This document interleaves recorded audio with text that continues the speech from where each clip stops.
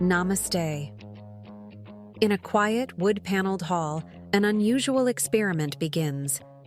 The audience, a mix of students, professionals, and retirees, is handed a simple list of words and given only seconds to memorize them.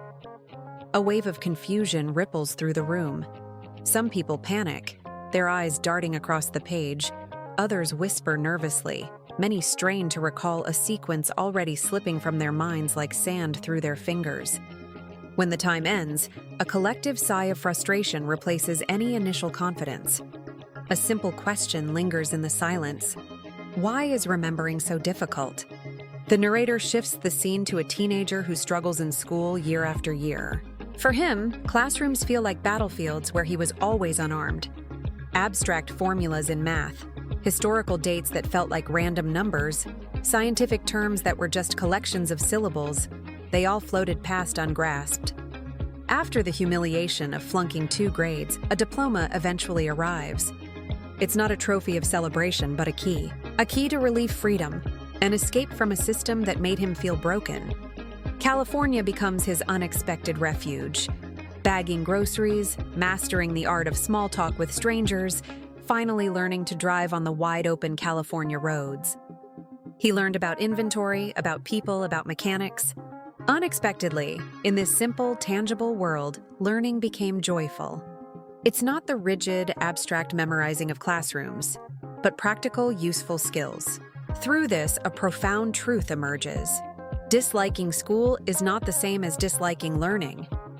This discovery ignites a spark, leading him to psychology, where curiosity finally replaces fear. Long hours in the university library follow, not because of discipline, but because of a deep, driving fascination with how the mind works. He devours books on cognition, behavior, and memory. Yet one fundamental challenge remains: his own ability to memorize efficiently.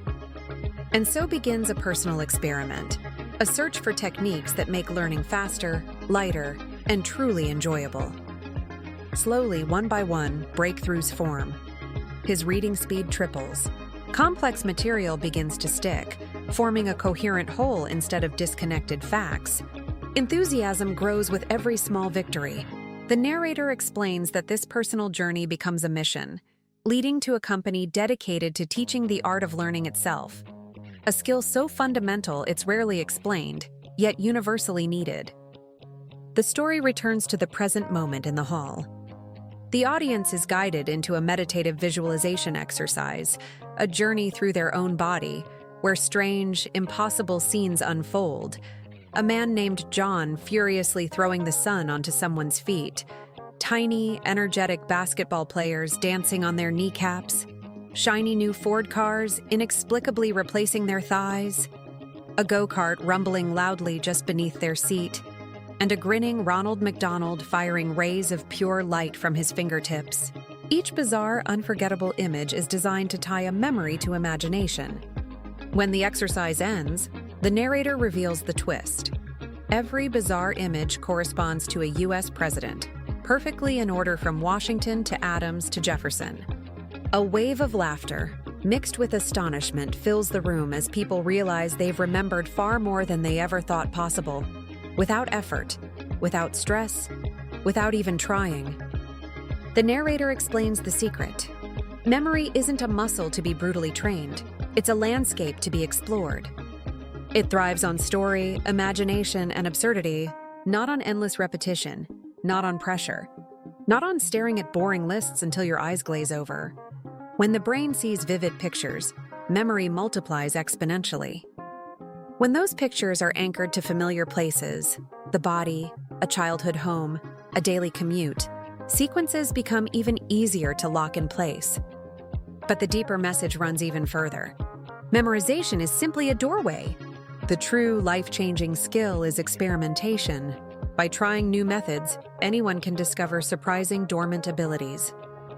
Some students learn visually, needing charts and colors. Others learn through movement, sound, or by finding hidden patterns. By testing these techniques, anyone can find their own unique path to mastery. The narrator reminds the audience that countless people, young and old, avoid passions, new careers, or lifelong dreams simply because they believe they can't learn. But learning is not a fixed, God-given talent.